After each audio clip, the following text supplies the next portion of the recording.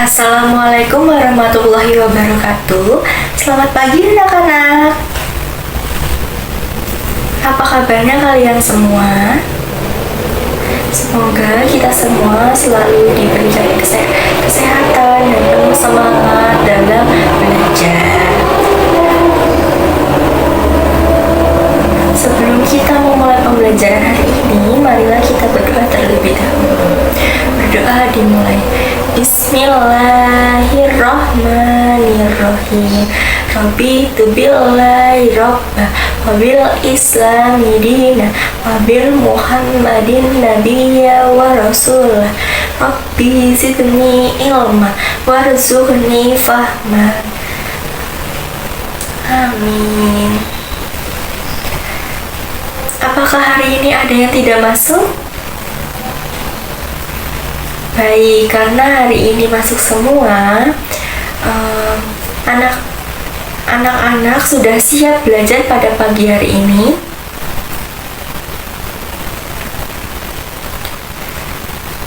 Untuk menumbuhkan rasa nasionalisme, anak-anak ayo kita menyanyikan lagu Garuda Pancasila.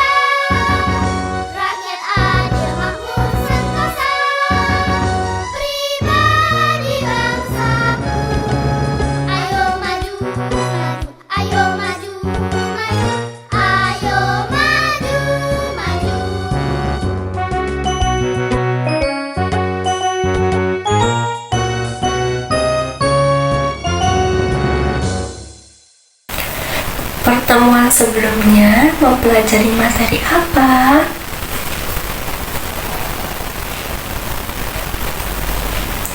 Ya, betul sekali. Pertemuan sebelumnya kita mempelajari tentang sumber daya alam. Apa saja contoh sumber daya alam itu? Ya, betul sekali. Ada air, ada tanah, ada hewan, ada tumbuhan. Anak-anak, apakah kalian pernah mengamati hewan dan tumbuhan di sekitar? Apakah hewan dan tumbuhan tersebut berbeda-beda? Apa contohnya? Ya, betul sekali.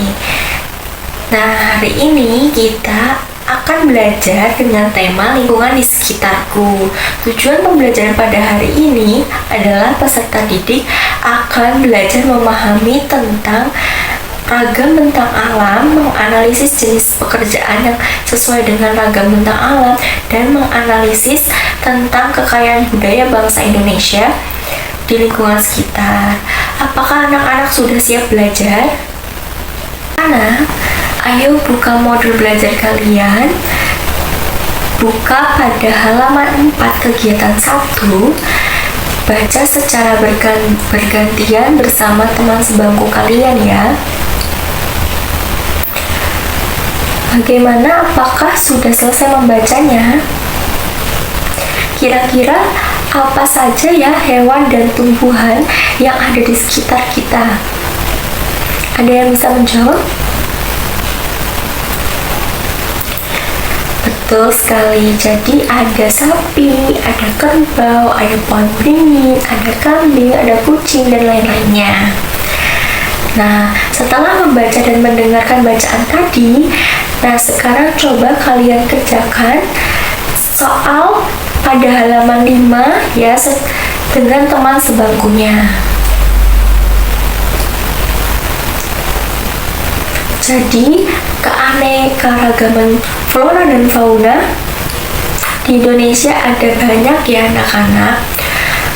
Uniknya lagi, di setiap wilayah di Indonesia ini juga berbeda-beda jenis satwa dan tanamannya. Coba apa aja nama hewan khas di Indonesia? Siapa yang tahu? Ya, apa? Ya, betul sekali. Ada harimau dari Sumatera, ada orangutan, ada komodo. Wah, hebat-hebat sekali ya anak-anakku ini. Oke, sekarang lanjut ke pembelajaran 2 dan ke pembelajaran 3 ya. Kita ini membahas tentang jenis-jenis pekerjaan yang berpengaruh bentang alam sesuai dengan keberagaman di Indonesia dan kekayaan budaya Indonesia. Nah, coba simak dan amati video berikut ini ya anak-anak. Pada pembelajaran kali ini, kita akan membahas mengenai pengaruh bentang alam dengan keberagaman budaya pada kelas 3, topik C. Sebelumnya, apakah kalian mengetahui apa itu bentang alam? Ya, bentang alam adalah pemandangan alam atau daerah dengan aneka ragam bentuk permukaan bumi yang sekaligus merupakan satu kesatuan. Ragam bentang alam di Indonesia meliputi dataran tinggi, dataran rendah, dan perairan. Untuk dataran tinggi meliputi pegunungan, perbukitan, dan perkebunan. Sedangkan untuk dataran rendah meliputi persawahan dan perkebunan. Lalu yang ketiga ada perairan, meliputi pantai, laut, dan sungai. Selanjutnya ada 2 pertanyaan. Apakah bentuk rumah dipengaruhi dengan kondisi bentang alam? Lalu, mengapa bentang alam dipengaruhi oleh ragam budaya? Pernahkah kalian melihat bentuk rumah yang berada di dataran tinggi dan dataran rendah? Dengan kondisi bentang alam Indonesia yang berbeda-beda dari Sabang sampai Merauke, tentu saja mempengaruhi keberagaman budaya. Menurut para ilmuwan, tempat tinggal itu dapat mempengaruhi kebiasaan suatu masyarakat. Perhatikan gambar berikut ya. Berikut adalah contoh dari rumah adat Baruniang yang berada di Pulau Flores. Atapnya berbentuk kerucut, tinggi, dan terbuat dari daun lontar. Fungsinya apa? Fungsinya yaitu untuk mengalirkan air hujan dan menahan udara hangat keluar dari bangunan. Mirip seperti rumah adat Honai yang ada di Papua. Dinding rumah ini juga tidak memiliki jendela. Fungsinya sama, agar membuat dalam rumah tetap hangat. Nah, Sekarang kalian tahu kan pengaruh tempat tinggal dengan budaya masyarakatnya? Di Indonesia, suku-suku yang mendiami kawasan pegunungan tinggi, khususnya di Papua, mempunyai rumah tradisional yang bernama rumah Honai. Di dalam rumah Honai, biasanya orang suku Dani membuat perapian untuk memasak yang sekaligus bisa menghangatkan suhu ruangan. Rumah Honai ini dibuat tanpa jendela dan atap yang rendah. Selain itu, atap rumah Honai dari jerami atau ilalang. Tujuannya adalah untuk menjaga dan memerangkap panas agar penghuninya tidak kedinginan. Perhatikan gambar berikut ya. Berikut ini adalah contoh dari rumah yang berada di perairan. Salah satunya yaitu suku Bajo yang mendiami kawasan pesisir Wakatobi yang berada di Sulawesi Tenggara.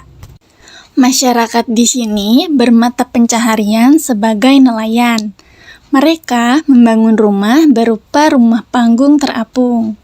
Hal ini bertujuan agar mereka dapat tempat bekerja dan memudahkan akses menuju perahunya.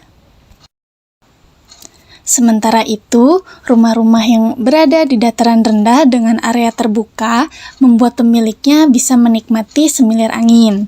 Sebagian dibuat dengan tertutup sehingga bisa dipasang pendingin udara. Beberapa rumah atau perumahan malah memiliki kolam renang sebagai tempat beraktivitas bersama keluarganya. Hari ini kita akan belajar tentang jenis pekerjaan sesuai dengan bentang alamnya. Anak-anak, ternyata di masing-masing bentang alam jenis pekerjaannya berbeda-beda loh. Sekarang, yuk kita cari tahu jenis pekerjaan yang sesuai dengan bentang alamnya. Bentang alam di Indonesia adalah daerah pantai, dataran rendah, dan dataran tinggi. Setiap bentang alam memiliki sumber daya alam dengan kondisi yang berbeda-beda.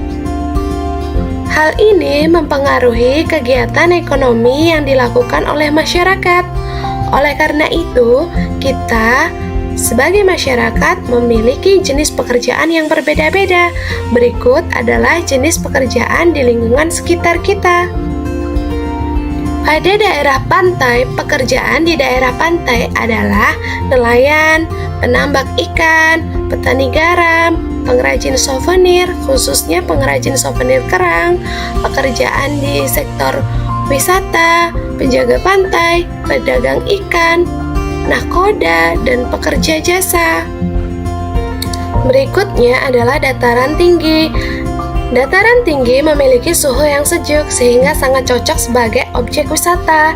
Jenis pekerjaan di dataran tinggi adalah peternak, pekebun, petani sayuran, petani buah, pekerja jasa, pekerja pada sektor wisata, dan peneliti astronomi.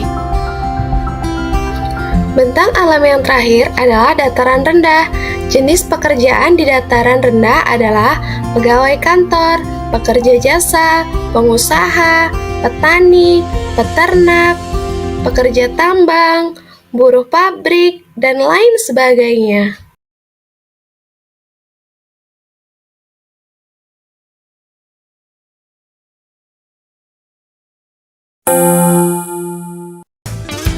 Penduduk di Indonesia tersebar di berbagai wilayah, di ratusan pulau di Indonesia. Nah, kehidupan di tiap pulau tersebut pasti berbeda-beda. Ada yang tinggal di perkotaan, di dekat hutan, di dekat pantai. Oh iya, teman-teman pasti tahu, di negara kita ini ada 6 agama loh. Ada agama Buddha, Konghucu, Islam, Kristen, Katolik, dan Hindu. Pokoknya kalau udah ngomong soal budaya, Indonesia udah pasti paling kaya deh. Kita lihat aja dari bahasanya. Kalau misalnya satu pulau di Indonesia bisa dibagi menjadi puluhan wilayah, dan tiap daerah itu punya bahasa daerahnya masing-masing, wah, berarti bahasa daerah yang eksis di Indonesia bisa mencapai 600 bahasa. ada bahasa Batak, bahasa Jawa, bahasa Dayak, dan masih banyak lagi. Teman-teman, bentar dulu ya.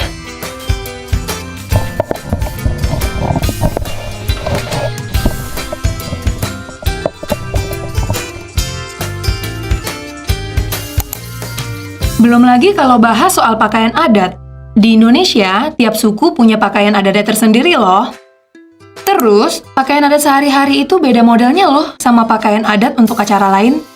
Kayak pernikahan, upacara keagamaan, atau upacara adat. Jadi, satu suku punya berbagai macam model pakaian adat. Motifnya juga beragam loh. Kalau di Indonesia sih, yang paling terkenal ya batik. Tapi kalau aku punya satu motif yang aku suka banget. Ini nih, motif kaum. Dulu, pas pelajaran kesenian di sekolah, aku sering banget disuruh gambar motif ini. Oh iya, ngomong-ngomong soal kesenian, seni juga termasuk budaya loh. Dan di Indonesia ada beragam kesenian daerah. Contohnya, ada tarian tradisional, lagu daerah, alat musik daerah, dan senjata tradisional. Terus, teman-teman tahu nggak sih? Sebenarnya, tari tradisional itu menggambarkan kehidupan sehari-hari masyarakat. Jadi, tiap tarian itu kayak sebuah cerita, tapi disampaikannya lewat gerakan dan musik. Nah, karena pakai musik, berarti ada alat musiknya dong. Alat musiknya juga pakai yang tradisional, kayak gamelan, angklung, kecapi, dan lain-lain. Selain buat tarian, alat musik tradisional juga digunakan untuk mengiringi lagu daerah. Kalau lagu daerah, biasanya berisi pesan moral. Jadi, bisa digunakan untuk ngajarin nilai-nilai kebaikan ke anak-anak. Makanya, jangan sampai lagu-lagu daerah ini kalah eksis sama lagu-lagu pop zaman sekarang. Teman-teman, kalian tahu nggak ini apa? Ini keris, salah satu contoh senjata tradisional. Biasanya, senjata tradisional digunakan untuk upacara adat. Kalau zaman dulu, digunakan untuk berburu atau motong kayu. Kalau kita lihat dari segi kebiasaan, orang Indonesia kebiasaannya juga macam-macam loh. Contohnya dari cara pakai baju. Nah, kalau aku lebih terbiasa pakai baju yang modelnya modern kayak gini. Tapi, kalau orang Baduy yang masih tinggal di desanya, mereka itu lebih terbiasa pakai baju sederhana dan ikat kepala. Lihat dari apa lagi ya? Oh! Dari makanan pokoknya. Kalau aku terbiasa makan nasi. Tapi kalau teman-teman kita di Indonesia Timur sana, lebih terbiasa makan singkong atau jagung. Terus bisa juga dilihat dari tempat tinggalnya. Tiap daerah, tempat tinggalnya juga bisa beda-beda. Kalau yang tinggal di daerah perkotaan, biasanya rumahnya dibangun dengan batu bata. Ada kaca, ada genteng. Tapi, kalau yang tinggal di daerah pedesaan, rumahnya biasanya dibangun dengan kayu atau bambu. Dan yang terakhir, ini yang paling berharga buat kita jaga, yaitu kearifan lokal. Nilai-nilai kebaikan di masyarakat kayak toleransi, menjaga alam, gotong royong, dan lain-lain, jangan sampai hilang dari kehidupan kita sebagai warga negara Indonesia. Karena nilai-nilai itu yang bikin kita jadi Indonesia banget. Setelah kalian menonton video tadi yang ibu sudah sayangkan, apakah ada yang kalian tanyakan? Baik anak-anak, sekarang waktunya mengerjakan tugas kedua dan ketiga, yaitu dengan membentuk kelompok masing-masing 5 anak ya. Dan dikerjakannya secara teliti, berdiskusi dengan teman satu kelompoknya dan mengerjakan pada halaman 7 dan 10 di modul belajarnya. Nah, nanti kalau sudah selesai mengerjakan, setiap kelompok maju ke depan untuk menjelaskan hasil diskusinya tadi. Silakan anak-anak untuk dikerjakan ya. Jika ada yang ditanyakan, bisa tanya ke ibu. Wah, Wah, bagus sekali. Hasil presentasinya tadi, semua kelompok sangat bagus. Pintar sekali ya anak-anak ibu. Baik anak-anak, ada yang bisa menyimpulkan materi pembelajaran hari ini? Ya, silakan menyimpulkan. Ya, jadi betul sekali, flora dan fauna ini ada banyak macamnya. Nah, lalu pekerjaan masyarakat juga tergantung pada bentang wilayahnya, seperti pada daerah pantai, yaitu pekerjaannya sebagai nelayan, penambang ikan, petani garam. Lalu pada daerah dataran tinggi itu pekerjaannya sebagai petani sayur, petani buah, pekebun. Habis itu, dan pada daerah dataran rendah ini yaitu pekerjaannya sebagai pegawai kantor, buruh pabrik, pengusaha, dan lain-lain. Terakhir juga kita mempelajari tentang kekayaan budaya di Indonesia seperti pakaian adat, alat musik tradisional, dan makanan khasnya. Anak-anak, pada materi hari ini ada yang ingin ditanyakan?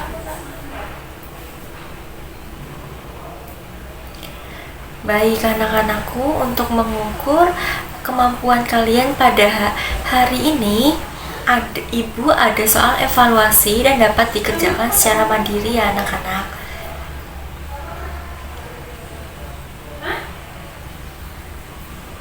Apakah sudah selesai semuanya? Jika sudah selesai semuanya, dapat dikumpulkan ke ketua kelasnya ya. Apakah pada materi hari ini menyenangkan? Alhamdulillah. Baik anak-anakku sekalian, mari kita akhiri kegiatan pembelajaran hari ini. Semoga materi yang sudah dari hari ini dapat bermanfaat dan dapat menambah wawasan pengetahuan kita. Untuk minggu depan kita akan belajar materi perubahan iklim. Jangan lupa belajar di rumah ya anak-anak. Nah, sekarang mari kita sama-sama berdoa. Berdoa dimulai. Bismillahirrahmanirrahim. Allahumma arinal haqqa haqqa warzuqna tibaa wa arinal batila batila warzuqna tinaba. Amin. Baik anak-anak, sampai jumpa di minggu depan. Terima kasih. Wassalamualaikum warahmatullahi wabarakatuh.